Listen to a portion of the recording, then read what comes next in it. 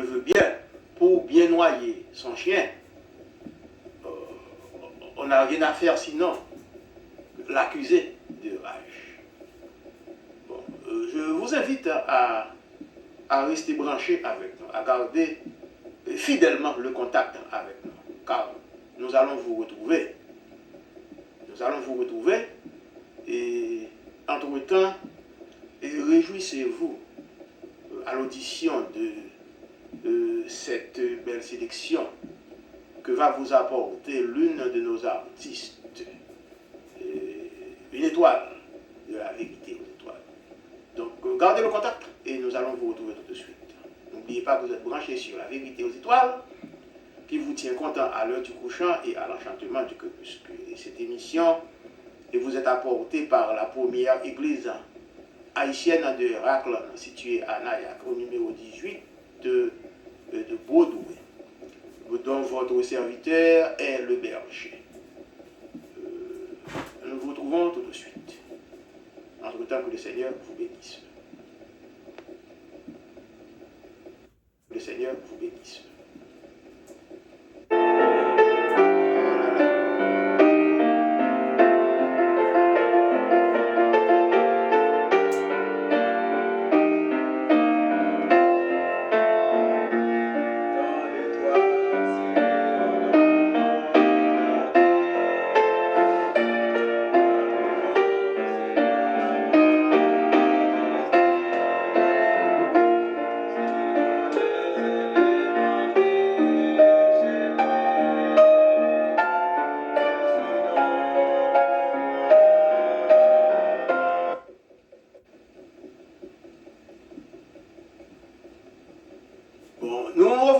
Messieurs, et nous allons nous engager dans la présentation du soir, la présentation du jour. Un titre pour cet exposé ce soir, c'est « Pardon pour tous ».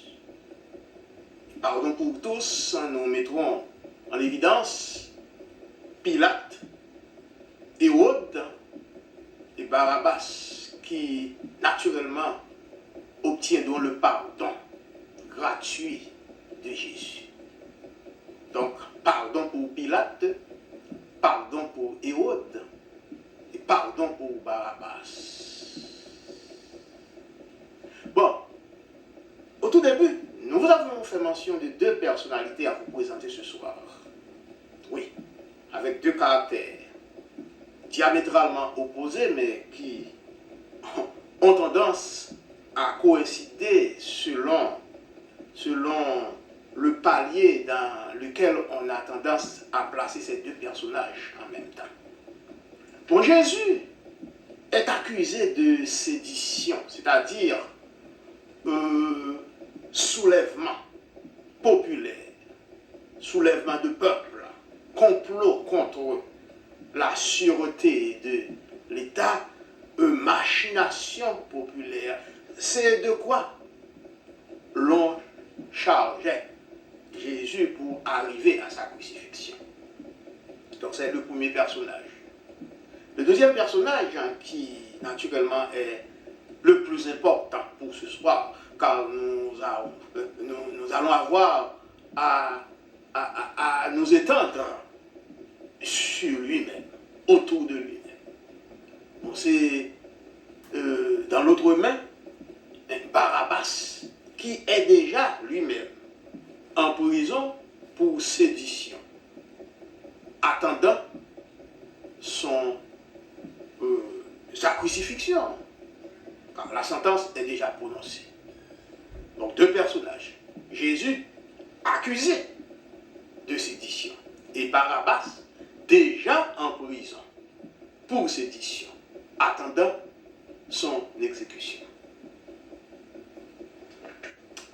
Bon, mesdames, messieurs, c'était sous l'Empire romain où l'impérialisme atteint sa dictature la plus féroce. C'était la dictature la plus brutale qui ait jamais existé à cette époque. Bon, c'était le temps de l'épée et du sang.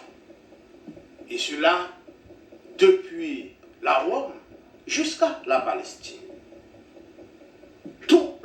sans exception, excepté ceux-là, au pouvoir, tout le monde, dis-je, était courbé sous le poids de cet impérialisme, le poids de cette dictature. Mais il y avait dans la foule, il y avait à travers les rues un homme, et ce seul homme, avec suffisamment de poigne pour contrecarrer le pouvoir romain. Et son nom est Barabbas. En effet, Barabbas croyait en sa force. Il comptait sur sa popularité pour défier le gouvernement romain, qui était au paroxysme de ses conquêtes. Et ce gouvernement allait de conquête en conquête sur les nations. Ce fut l'époque de grande révolution, mesdames, messieurs, vous pouvez bien l'imaginer. Et puis, qu'en est-il de tout cela après tout?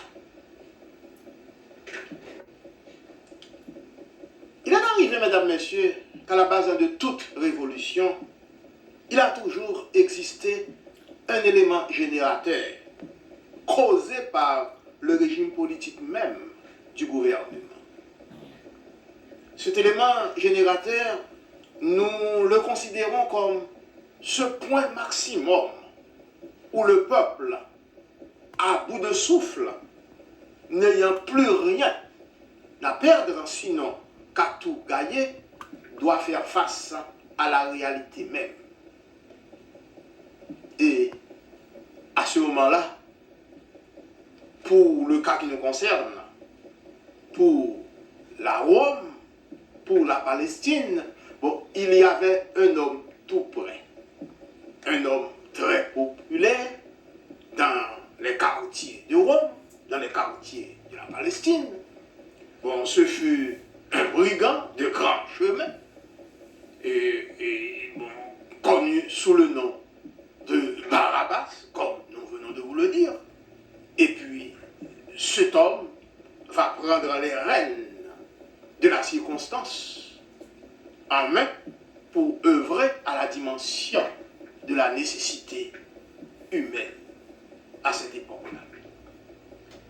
Et plusieurs auteurs sont unanimes pour dire que cet homme était plus qu'un brigand. Il était un bandit même. Il était un révolutionnaire révolté. Bon, en d'autres termes, ils sont unanimes, ces auteurs-là, pour dire que Barabbas était plutôt un fondeur. Et le terme, et le mot fondeur, c'est ce terme qui définit tout homme qui prend position contre le droit, tout homme qui prend position contre la justice, tout homme qui prend position contre la soumission à l'autorité. Donc, Barabbas, c'est cet homme qui va être à l'honneur sur la scène politique de la circonstance pour défier la concurrence du gouvernement romain. Barabbas en prison pour sédition, Barabbas un brigand, Barabbas un fondeur. Nous allons vous retrouver tout de suite, hein, mesdames, messieurs, et puis gardez le contact, car ce soir, nous sommes toujours dans cette histoire de la passion de Jésus-Christ, tandis que nous sommes à Pâques. Mais Pâques peut avoir plusieurs significations pour le chrétien. Bon, Jésus est venu donner sa vie à travers les péripéties, il est ressuscité, oui. Mais qui d'autre était en mesure de jouer ce rôle à cette époque-là? Quant à société était à bout de toutes ressources. Et qui est-ce qui était prêt pour mettre Barabbas dehors de la prison, pour l'échapper belle de la sentence qu'il attendait déjà, car il était à l'antipode de son exécution? Et qui est-ce qui pouvait jouer ce rôle, si ce n'est qu'un homme venu de Dieu? Il n'avait pas de choix. Il devait mourir pour l'humanité. En l'occurrence, il devait mourir pour Barabbas. Nous voulons vous retrouver tout de suite, mesdames, messieurs, et garder le contact avec nous.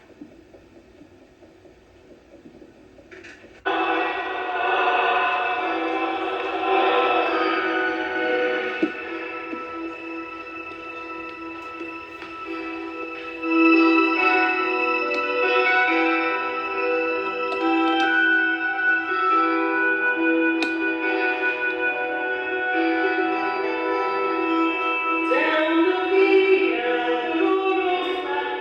Dolorosa,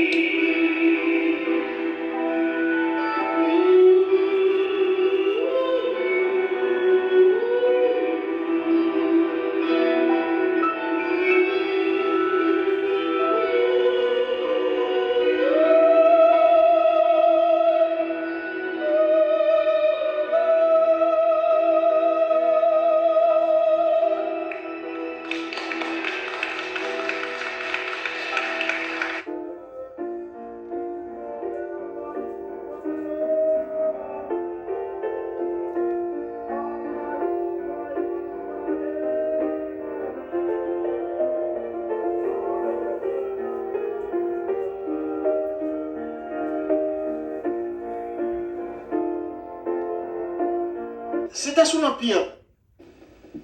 Mesdames, Messieurs, nous nous retrouvons pour la continuation de l'exposé sur Barabbas, ce brigand de grand chemin, ce révolutionnaire, révolté, dont la personnalité tend à être confondue avec la personnalité de Jésus, selon les caractéristiques qu'on a voulu accorder à Jésus. Bon, rappelez-vous que Barabbas est déjà en prison pour sédition. Et Jésus lui-même vient d'être accusé pour sédition. Bon, les auteurs, avons-nous dit, sont tous d'accord pour reconnaître Barabbas non seulement comme un brigand, mais en plus de cela, comme un bandit, un révolutionnaire révolté, en d'autres termes, un fondeur. Et fondeur, c'est ce terme qui définit tout homme qui prend position contre la justice, contre le droit, tout homme qui prend position contre toute soumission à l'autorité établie. Bon, la réputation de Barabbas, c'est quelque chose qui allait grandissant. Et cela sorti de Rome pour arriver à la Palestine. Car à cette époque-là, la Palestine était sous le contrôle de Rome. Et la Bible même, au livre de Marc, l'évangile de Marc, au chapitre 15, au verset 7, nous a dit que à cette époque-là, il y avait un prisonnier nommé Barabbas. Et plus loin, dans Matthieu, le chapitre 27 et au verset 16, il est dit noir sur blanc que Barabbas était un fameux prisonnier. Un fameux prisonnier. Qu'est-ce que ça veut dire, mes amis? Fameux. Être en prison et fameux à la fois. Car dans le mot fameux, nous trouvons l'autre mot dont il est originaire. Femme. F-A, accent circonflexe, M-E, pas femme, F-E-2-M-E. Femme. C'est-à-dire renommée, réputation. Donc, un fameux prisonnier serait un homme de femme, un homme de grande réputation, un homme de grande renommée. Et qu'est-ce que ça veut dire?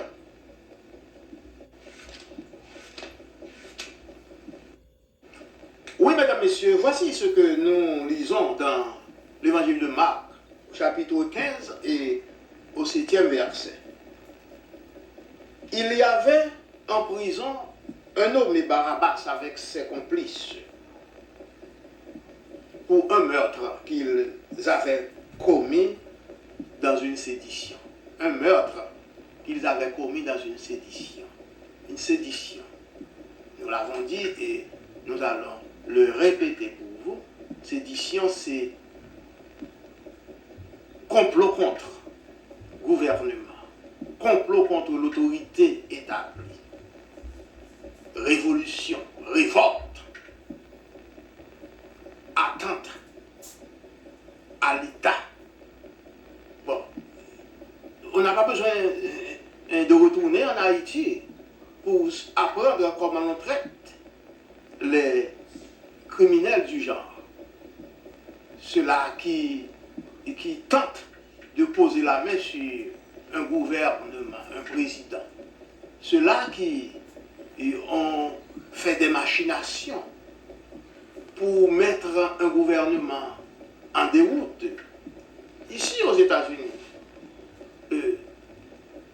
là où l'on parle de démocratie, avez-vous jamais vu le président, et surtout quand il est question de républicains, jamais vu un président pour son compte, dans les tournées, dans les foules. Avez-vous jamais pu compter les gardes de service qui font le travail indulgent, le travail de sécurité pour la sauvegarde de leur président?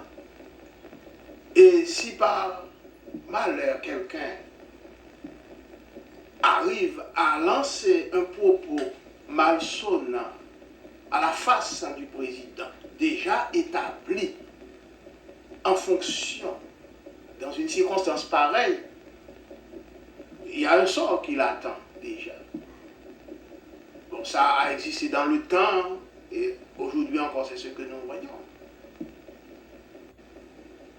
On parle de démocratie, mais considérer dans les limites, ou du moins considérer les limites dans lesquelles on rencontre l'application de cette démocratie-là. Bon, ici, du tout, pardon, il n'est pas question de démocratie. Du tout. Nous sommes à l'époque de l'impérialisme. La dictature la plus féroce qui existait à Rome et en Palestine à cette époque-là. Bon, c'est à cette époque que l'on parle de la femme d'un prisonnier. Un prisonnier en prison pour sédition, pour meurtre. Meurtre au cours d'une sédition, il est en prison. Encore, on parle de la femme, on parle de la renommée, on parle de la réputation de ce prisonnier-là. En d'autres termes, c'était un homme célèbre, accepté de la société. Partout. Bon, c'était ce seul nom à l'honneur, celui de Barabbas, jeté en prison pour sédition. Lui et ses acolytes, selon que nous venons de lire pour vous. Mais, pour ce temps-là, des brigands comme Barabbas, quel était leur sort? Bon, ils étaient tous passibles de la crucifixion. Rappelez-vous que nous sommes à l'époque même de la crucifixion de Jésus, de la passion de Christ. Il n'y a pas longtemps, vous avons présenté les exégèses de la passion de Christ. Comment on l'a traité et comment on l'a toujours considéré dans le temps et pourquoi il avait dû parvenir à toutes ces péripéties-là jusqu'à la croix. Pourquoi tout cela? Nous avons fait l'exégèse de cette passion pour vous, c'est-à-dire interprétation, considération grammaticale, considération juridique, considération même politique, des écritures au sujet de Jésus. Aujourd'hui, nous sommes sûrs, et Barabbas, que on est venu comme comparable à Jésus du point de vue caractéristique. Barabbas étant lui-même déjà en prison pour sédition, et l'on est venu avec Jésus accusé de sédition. Voilà pourquoi il devait être mis en croix, crucifié, exécuté. Bon. Oui, c'est ainsi que cela allait pour ce temps-là. Les brigands comme Barabbas étaient passibles de la crucifixion. Bon, on procédait comme ça, les bras en l'air, bon, exposés au soleil, exposés au rat, bon, le corps enduit de sirop, comme moyen d'attirer les fourmis et les guêpes. Bon, c'était là le sort qui attendait Barabbas. La sentence était déjà prononcée. Il était question d'heure pour que Barabbas fût passé à l'exécution. Bon, et cette exécution n'étant autre que le supplice de la croix. Mais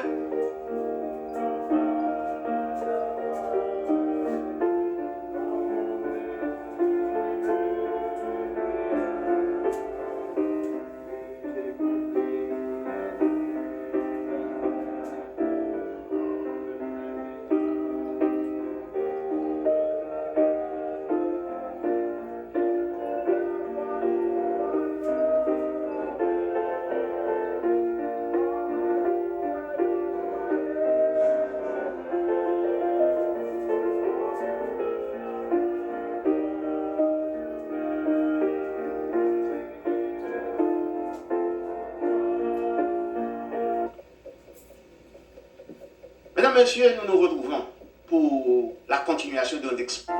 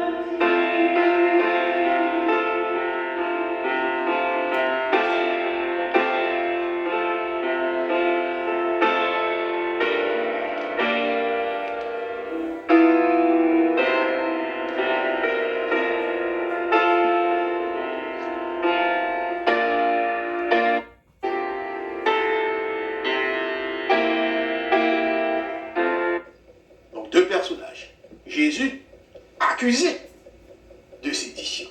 Et Barabbas, déjà en prison pour sédition, attendant son exécution.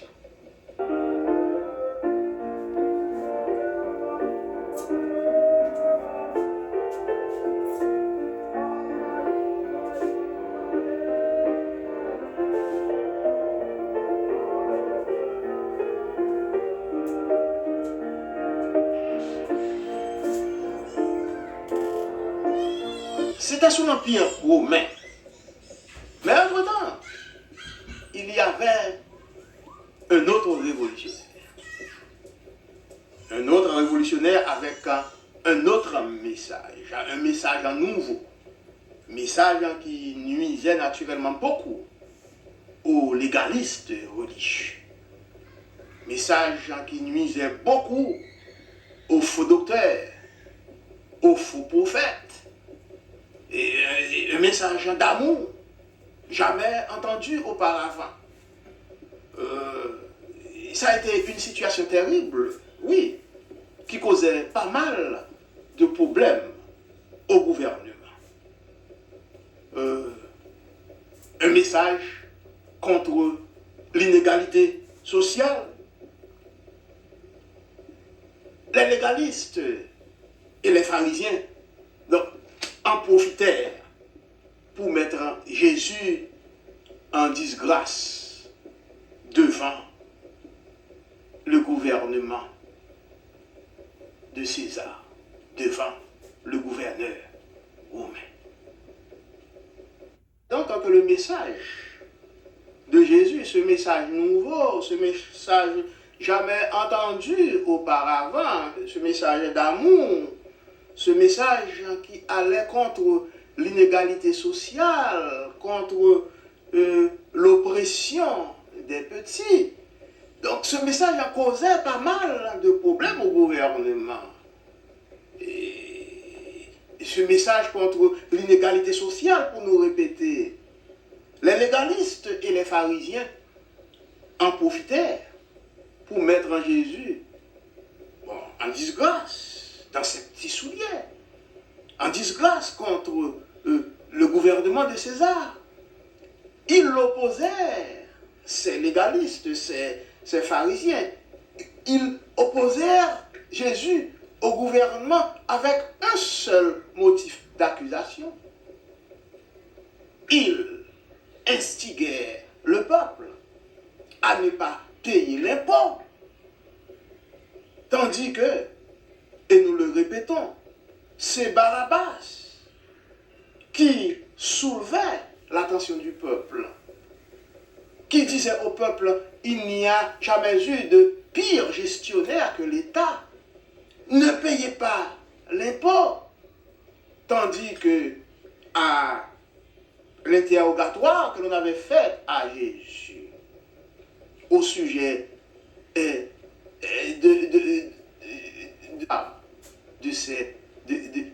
ceux-là qui lui tendaient les pièges, il dit, bon, donnez à César ce qui est à César et à Dieu ce qui est à Dieu.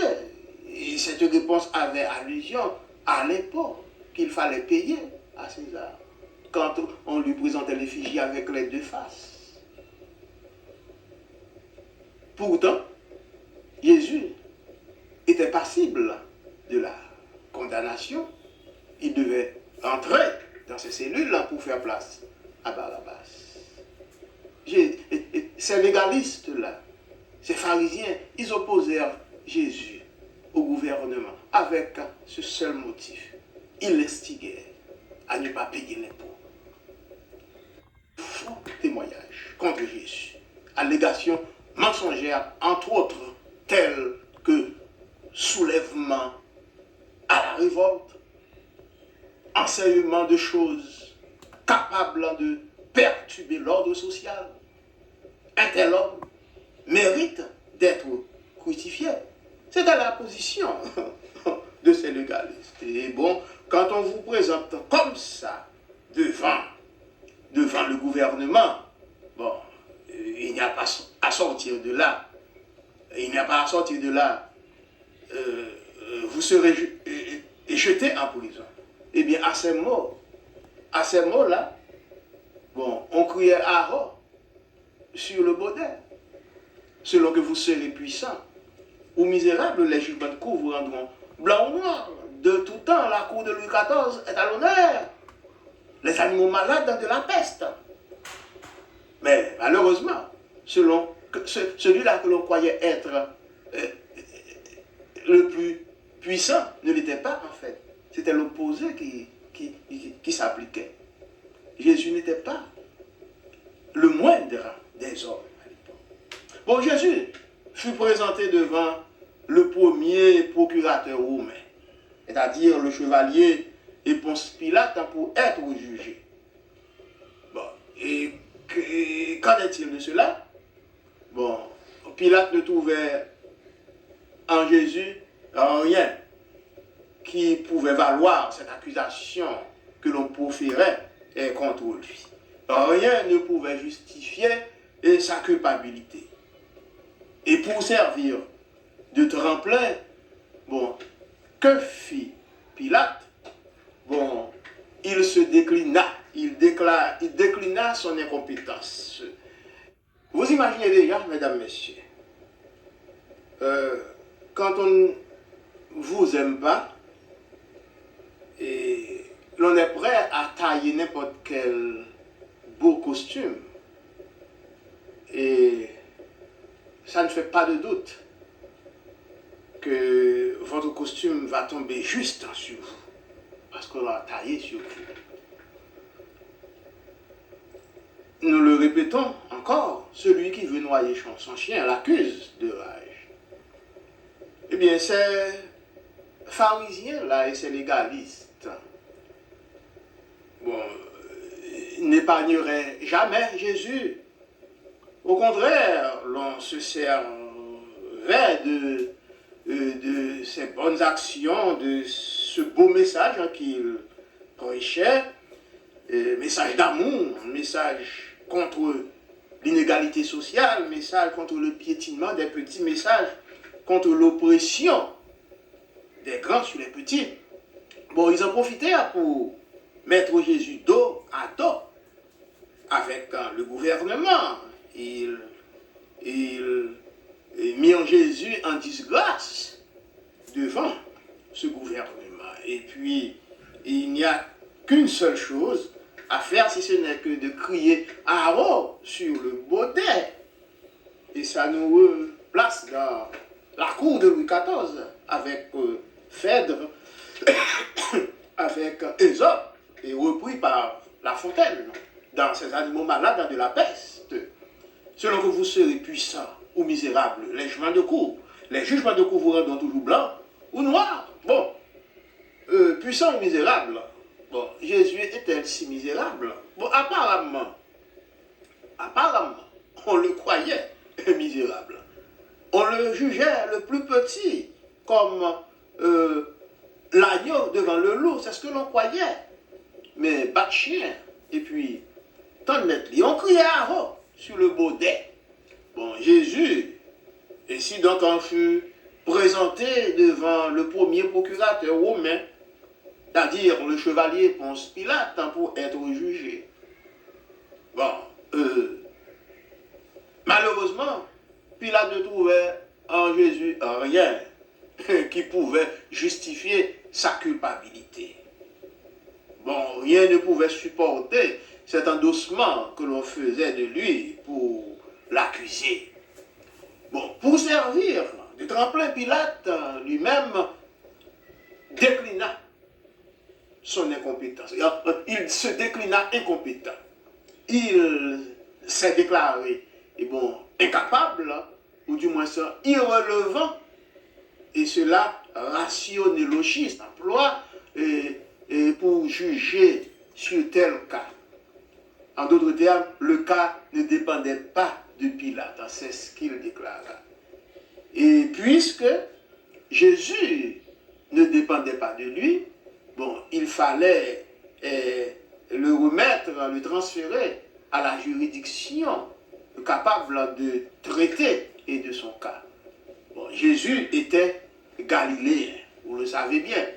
Et Pilate le renvoya donc à Hérode, qui avait à l'époque la Galilée sous son gouvernement, sous sa juridiction. Il envoya à Hérode pour être jugé. Donc imaginez ce cas présent. Hérode et Jésus. Vous vous rappelez, quand Jésus a appris que Jean-Baptiste eut été décapité, et cela par Hérode, Jésus dut se rendre à Capernaum. Mais Hérode encore était à la recherche de Jésus. Bon, et pour faire là, dit comme ça, ou à chercher bagay là en l'air ou pas capable de venir, et puis même vient tomber devant Pierre. C'était le cas de Jésus devant Hérode.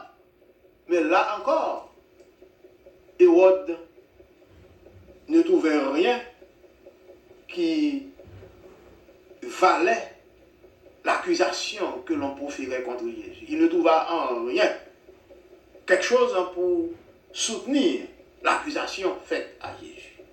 Alors que pour Hérode, Jésus était un élément redoutable. Quelqu'un qu'il recherchait à faire mourir. Et je viens de vous le rappeler, cette histoire de Jean-Baptiste décapité. Jésus dut se rendre à Capernaum en fuite. Bon, et maintenant, ironie du sort, Jésus sous l'emprise de Hérode, Jésus en bas main Hérode. Et qu'est-ce que l'on attendrait maintenant de cette situation-là?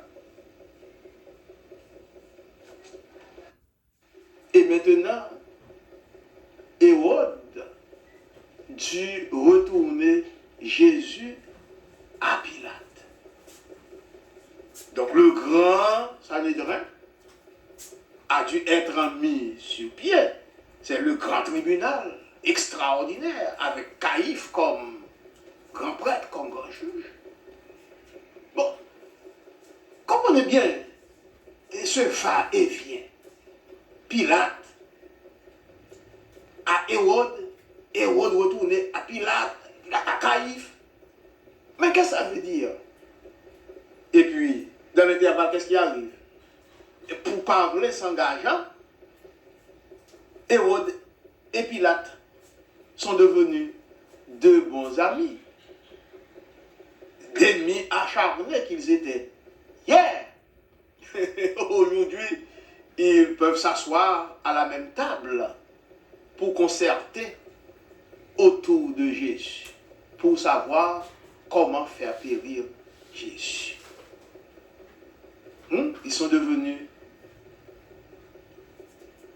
amis communs contre un seul ennemi commun, Jésus.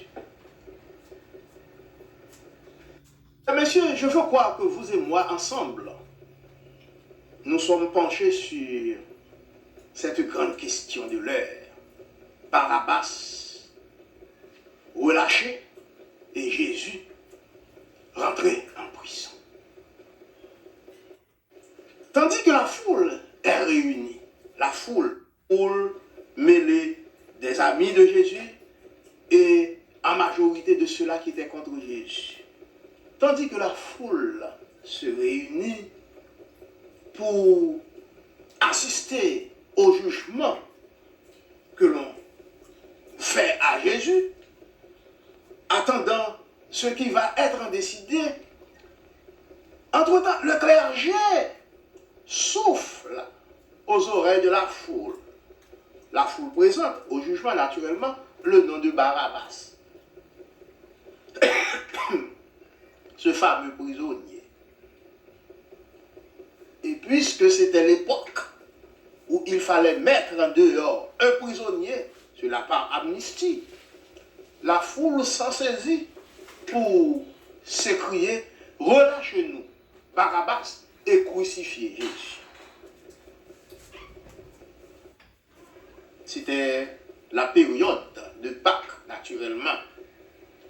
Et cela faisait partie de la constitution du gouvernement. En souvenir de la sortie d'Égypte. Quelqu'un doit être libéré à chaque Pâques.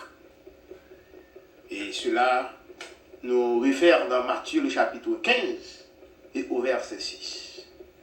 Pâques a toujours apporté le pardon, la liberté et la réconciliation. Et en un mot, la paix.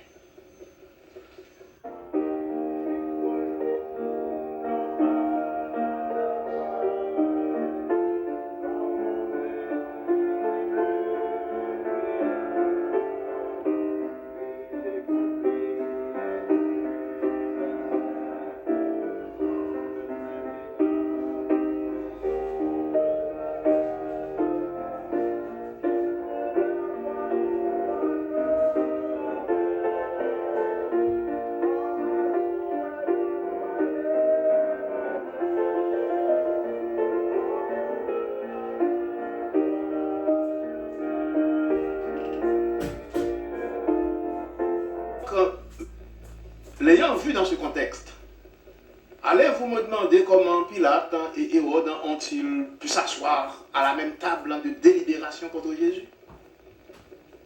Donc, et je vous répondrai naturellement que c'était plus fort qu'eux-mêmes, parce que la réconciliation et le pardon, ça, c'est l'affaire de Pâques. Et si vous ne pouvez pas comprendre comment Barabbas, ce brigand, ce bandit, ce criminel notoire a pu trouver la bénédiction du peuple plutôt que Jésus, je vous dirai naturellement sans effort aucun qu'il s'en fallut naturellement de quelqu'un pour le rachat. Et personne ne souffrirait. Si vous connaissez quelqu'un qui souffrirait pour le rachat de l'humanité, pour le rachat de Barabbas, dites-le moi. Sinon Jésus. Donc Jésus s'est donné pour la libération de Barabbas. Jésus s'est donné pour que le brigand à la fois à la croix trouva son salut.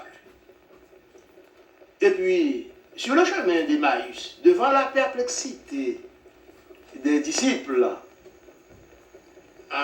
angoissés, ces disciples en émoi, troublés du fait que le corps de Jésus a disparu, tandis que le tombeau était vide.